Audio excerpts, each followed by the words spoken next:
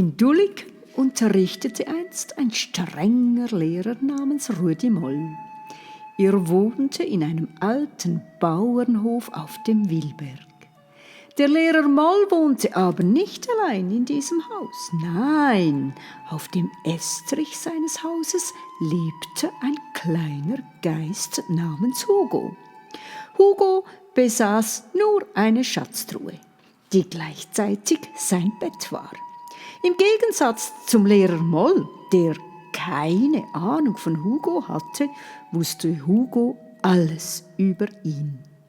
Herr Moll arbeitete jeden Tag bis spät abends. Er korrigierte und bereitete für den nächsten Tag vor. Oft ärgerte er sich sehr über die dummen Schüler oder über die frechen und besonders über seine faulen Schüler. Der kleine Geist Hugo wurde immer etwas traurig, wenn er Herrn Moll so schimpfen hörte über seine Schüler. Deshalb beschloss er eines Nachts, etwas daran zu ändern. Er wollte umziehen, und zwar auf den Dachboden des Schulhauses.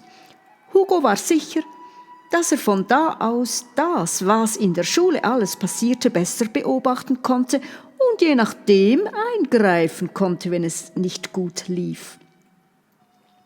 Eines Nachts war es dann soweit. Der kleine Hugo packte seine Schatztruhe und wollte sich auf den Weg machen. Aber wie um Himmels Willen sollte er die Schatztruhe zur Schule transportieren? Er war zwar unsichtbar und konnte durch Wände hindurch schweben, aber die Schatztruhe nicht. Da kam ihm eine Idee. Im Schuppen befand sich doch ein alter Leiterwagen. Mit dem konnte er doch die Schatztruhe zum Schulhaus transportieren. Genau, um Mitternacht machte er sich auf den Weg. Er fand ein starkes Seil, dessen Ende er um einen Balken schlang und das andere Ende an den Henkel der Truhe knotete.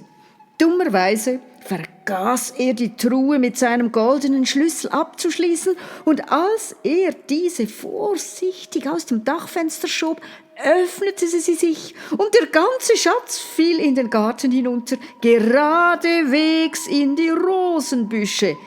Ganze 4 Stunden brauchte Hugo, bis er alle Goldstücke zwischen den stacheligen Rosen wieder gefunden hatte.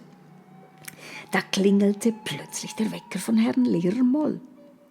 Stöhnend stand dieser auf, ging zum Fenster, öffnete es und was für ein Glück! Gerade noch rechtzeitig konnte Hugo seine Schatztruhe durch das Dachfenster hineinziehen. In der folgenden Nacht wiederholte sich das Ganze. Wieder machte sich Hugo bereit für den Umzug mit seiner Schatztruhe. Dieses Mal vergaß er sie nicht abzuschließen. Und siehe da, es klappte. Ganz leise glitt die Schatztruhe an der Hausmauer herunter, am Fenster des schnarchenden Lehrer Moll vorbei, bis in den Garten. Hugo holte den Leiterwagen und hiefte die schwere Kiste auf diesen. Ui, gut gemacht, schnaufte Hugo. Jetzt musste er nur noch den steilen Weg abwärts zum Schulhaus schaffen. Er brauchte all seine Kraft, den Wagen zu bremsen, dass der nicht davonsauste und in einem Graben landete. Hugo hatte nämlich keine Lust, schon wieder 4 Stunden nach seinen Goldstücken zu suchen. Aber es gelang ihm, den Wagen ohne Probleme bis zum Friedhof zu fahren. Dort parkierte er ihn. Er wollte kurz auf den Friedhof. Das war sein altes Zuhause. Insgeheim hoffte er, dort vielleicht ein paar Geisterkollegen anzutreffen.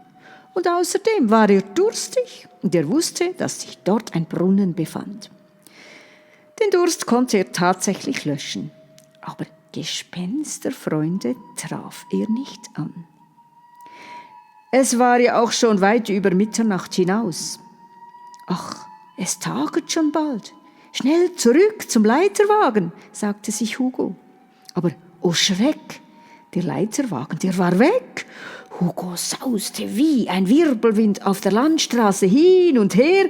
Da auf einmal bemerkte er den Laternenanzünder, der jeden Abend die Aufgabe hatte, alle Straßenlaternen anzuzünden und sie beim Morgengrauen wieder zu löschen. Der war als einziger schon unterwegs, und was zog er hinter sich her? Ja genau, den Leiterwagen von Hugo. Also genauer gesagt von Lehrer Moll. Hugo schwebte schnell zu ihm, sauste ein paar Mal über seinen Kopf hinweg und setzte sich dann auf seine Schatztruhe. Er überlegte, wie er dem Nachtwächter den Leiterwagen am besten wieder abjagen konnte. Bei der nächsten Laterne musste der Nachtwächter den Wagen stehen lassen. Und das war die Gelegenheit für Hugo. Er packte den Wagen an der Deichsel und zog mit Leibeskräften daran. Der Nachtwächter traute seinen Augen nicht. Was? Der Wagen bewegt sich, ohne dass irgendjemand daran zieht? Das gibt es doch nicht. Er fragte sich, ob er wohl gestern im Löwen doch ein Bier zu viel getrunken habe, dass er jetzt Geister sehe. Obwohl, den Geist Hugo konnte er ja gar nicht sehen. Als der Nachtwächter sich von seinem Schock erholt hatte, rannte er los, um den Leiterwagen zu stoppen. Er holte ihn tatsächlich bald ein, aber jedes Mal, wenn er die Deichsel packen wollte, schnellte sie in eine andere Richtung. Zweimal haute sie ihm sogar auf die Finger. Au! Dann spürte er einen Luftzug und ihm war so, als hörte er eine Stimme. Lass mich in Ruhe. Hau ab sonst. Da bekam er es mit der Angst zu tun und machte sich schnell aus dem Staub. Hugo amüsierte sich und lachte sich ins Fäustchen. Jetzt musste auch er sich aber beeilen, denn bei Tagesanbruch durfte er nicht mehr draußen sein. Schnell begab er sich zum Schulhaus. Er drehte eine Runde, bis er zuoberst ein offenes Fenster sah. Durch das er mit dem Seil, das noch immer an der Schatztruhe befestigt war, diese Truhe mit aller Kraft nach oben ziehen konnte. Er landete im obersten Schulzimmer und von da schleppte er die Truhe bis zur Estrichtür. Nein, das darf doch nicht wahr sein! Dummerweise war die Tür verschlossen. Normalerweise kein Problem für einen Geist, aber für die Schatztruhe. Was nun? Er machte sich auf die Suche nach dem Schlüssel für diese Tür. Auf dem Treppengeländer sauste er hinunter, bis er zu einer Tür mit der Aufschrift Lehrerzimmer gelangte. Zum Glück konnte Hugo lesen. Super, er schwebte durch die Tür hindurch und gerade neben der Tür befand sich ein Schlüsselbrett an der Wand mit vielen Schlüsseln dran. Alle waren angeschrieben. Da gab es den Kellerschlüssel, den Materialschlüssel, einen Briefkastenschlüssel und zu guter Letzt den Estrichschlüssel. Puh, Glück gehabt. Schnell packte er ihn und sauste wie ein Herbststurm das Treppenhaus hoch, öffnete die Tür zum Dachboden, schleifte die schwere Schatztruhe hinein und mit letzter Kraft schloss er die Tür hinter sich zu und legte sich in seiner Schatztruhe schlafen. Er hatte wirklich riesiges Glück, denn schon kam der Lehrer Moll um die Ecke. Der war wie jeden Morgen der Erste. Als er den Leiterwagen sah, wunderte er sich sehr, denn er erkannte sofort, dass es seiner war. Wie um Himmels willen kam der hierher? Sofort fiel sein Verdacht auf ein paar freche Schüler, die sich wohl einen Streich erlaubt hatten. »Wartet nur«, brummelte er, »wenn ich euch erwische, dann...« Aber natürlich fand er nie heraus, wer der Dieb war, wie denn auch. Aber als er am Freitag im Löwen sein Feierabendbier zu sich nahm, erzählte man sich dort die unheimliche Geschichte vom Dulliker Geisterwagen. Und auch in der Schule geschah in der darauffolgenden Zeit viel Unglaubliches. Und ohne dass die Dulliker den Geist Hugo je gesehen hätten, verbreiteten sie das Gerücht im Dorf, im Schulhaus sei ein Geist am Werk. Es war nämlich so, dass von dem Tag an, als sich diese Geschichte zugetragen hatte, die Schüler plötzlich alle gut waren. Sie machten fast keine Rechnungsfehler mehr.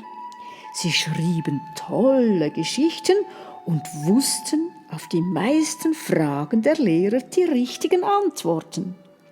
Und so musste sich der Lehrer Moll fast gar nie mehr über seine Schüler ärgern. Er ging jetzt morgens immer gut gelaunt zur Schule und von da an hatten auch die Schüler plötzlich Spaß am Lernen und gingen auch gern in die Schule. Und das ist bis heute so, oder? Und deshalb, liebe Erstklässler, könnt ihr euch fest auf die Schule freuen. Und wir Lehrerinnen freuen uns auch auf euch, weil wir wissen, dass ihr alle gut lernen werdet. Und wer ist da wohl schuld? Genau, der Geist vom alten Schulhaus.